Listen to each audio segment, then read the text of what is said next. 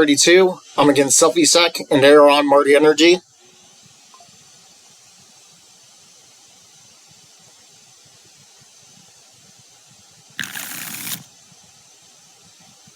I decide to keep this hand, and then I start off with my Spell Bomb, in case they were graveyard deck. And it gives me a redraw if I need to. And then he starts off with Surveil. I immediately follow up Wastelanding it. And then they cast Oscillate Pride. I fire off the Spell Bomb. And then I follow up with Smallpox.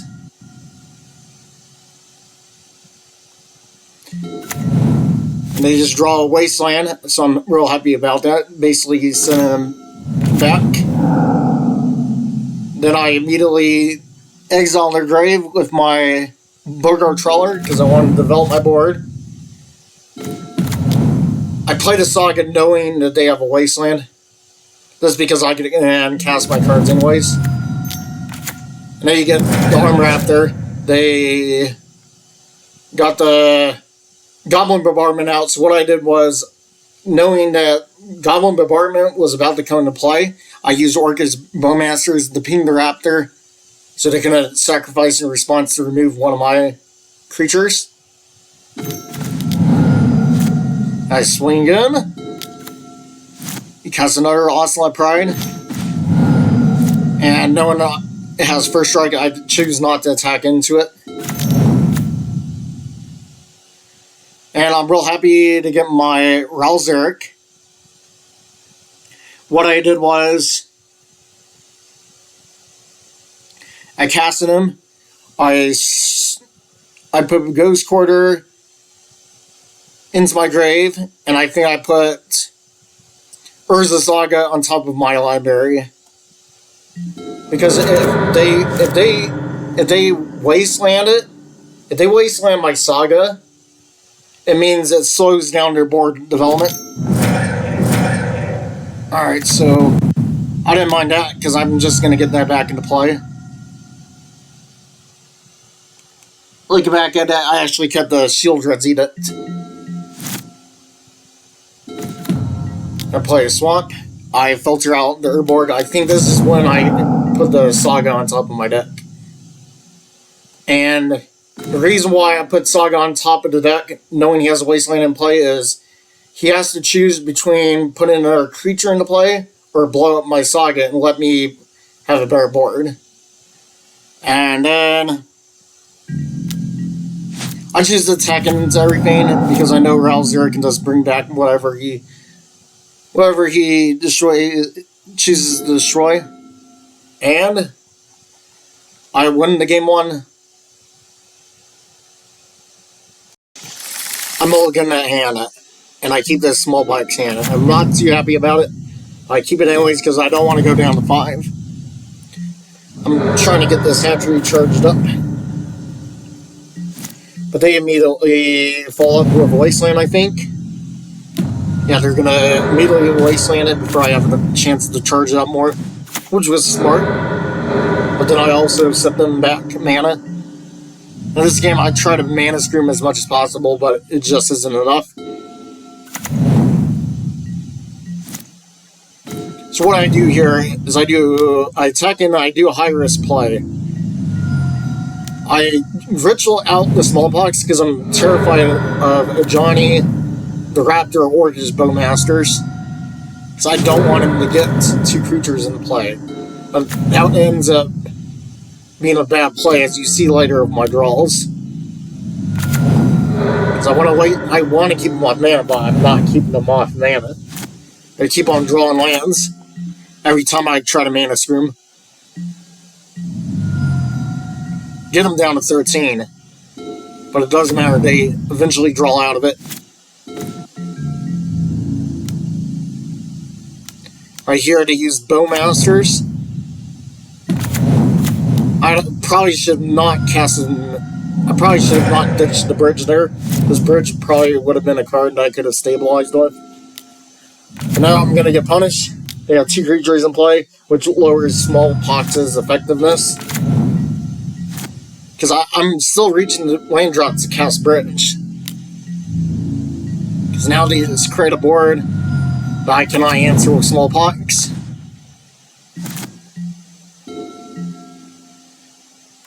Yep, and they keep going wider, where a Bridge would have been great to have. I use Flute. I think I name Johnny Nicodle Pariah. But I missed my land drop 3. And here goes the Goblin Bombardment. And I decided to pack it up because I'm just too far behind. Barragoy would have not been good because anything I decide to block, they can attack in response to the bombardment. And I already lost my bridge. So I felt like it was unwinnable. So I just go to game 3. Sideboard choices. So I decided to trim a couple copies of Thoughtseize. Because I figured I'm not going to disrupt the opponent at the pace that they are going to put their threats into play. The skateboard came out. The skateboard came out because they had too many creatures to tap in to connect damage with. And I decided to just cut the both copies of Lilian and Veil and Ralzeric. I figured their go wide board states would be a bit too overwhelming to get value out of these planeswalkers.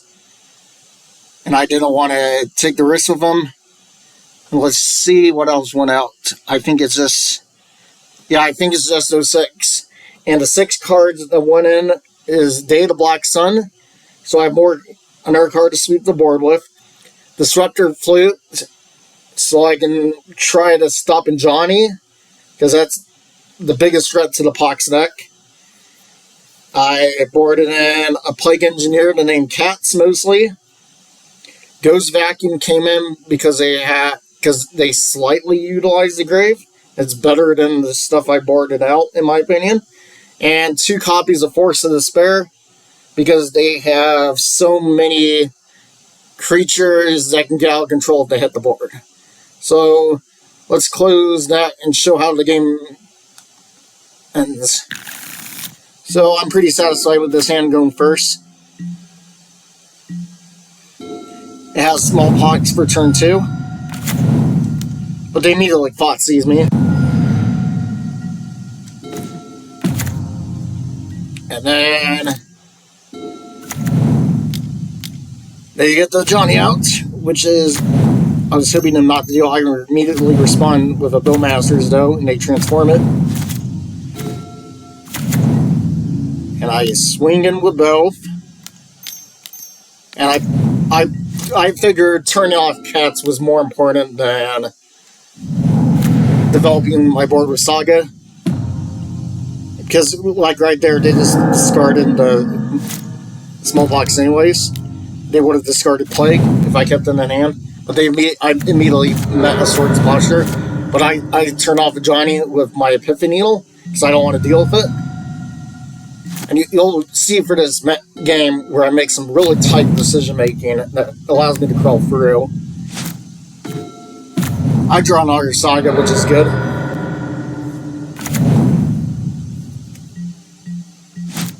Let's see what he does next. He gets the Goddess Souls. He gets the Goblin Bombardment. So he is getting himself into a winning position really fast. I decide I have enough life. I'm not going to block anything. And he has to throw the 2 bodies on my token. I chose to take a risky play and not Day of the Black Sun here. Because I figured I could probably take the risk of just defending myself with a creature token, so I chose not to jump for Day of the Black Sun. And I end up getting rewarded for the risky play because he doesn't discard it from my hand, as you'll see in the following turn.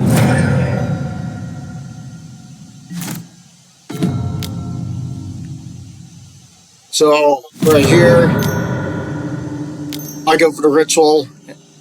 I didn't need to do that. I didn't need the Day of the Black Sun for free, but I accidentally did. But I ended up wrapping them so I can try and stabilize the game.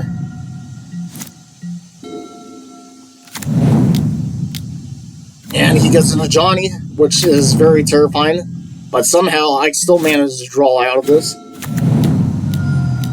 I desperately try to find something off the top with my currency converter. I filter out the Axis Urborg for a 9-health Spellmon that gives me a redraw. But he is in a really good position. It makes you question, how the heck do I draw on this? Oh, I Spellmon right away. I find it out I immediately cast it out because I don't want him to attack in and then do it after. Make him decide if he wants to do it now. So I shut off his Goblin Bombardment. I make a token. I constantly try to filter out draws that don't help me. And I drew a Baraglyph.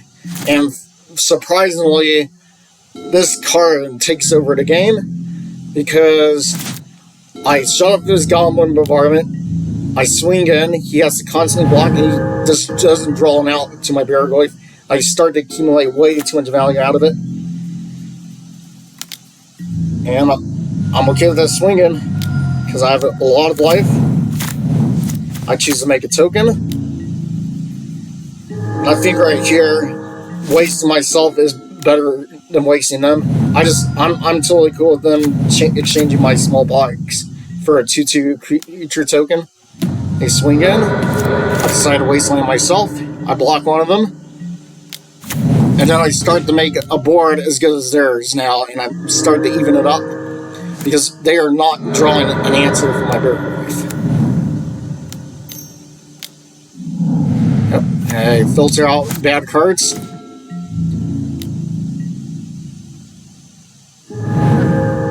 Now, I'm pretty happy about the Force of Despair. I don't know if I timed it wrong.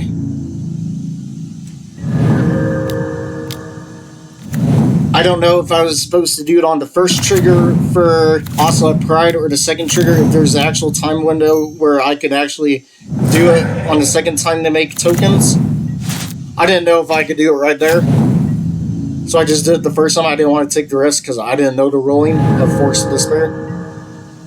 But this Baraglyph is not answered. It's just doing way too much work, putting me at a life total that's way too hard to contest.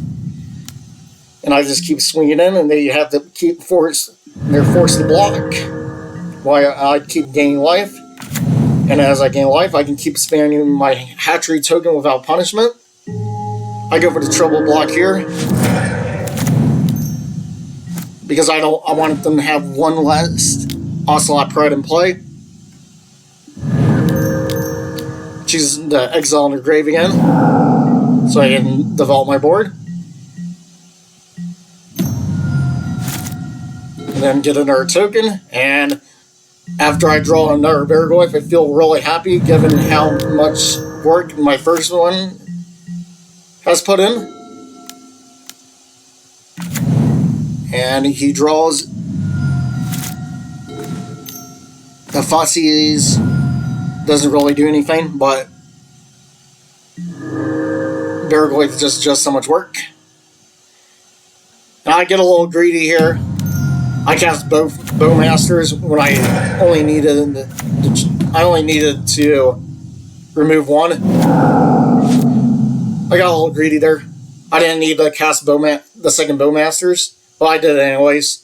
And then I got Hogak, and they scoop on their next draw, and that is the first round one win for Mono Black Karn Pox.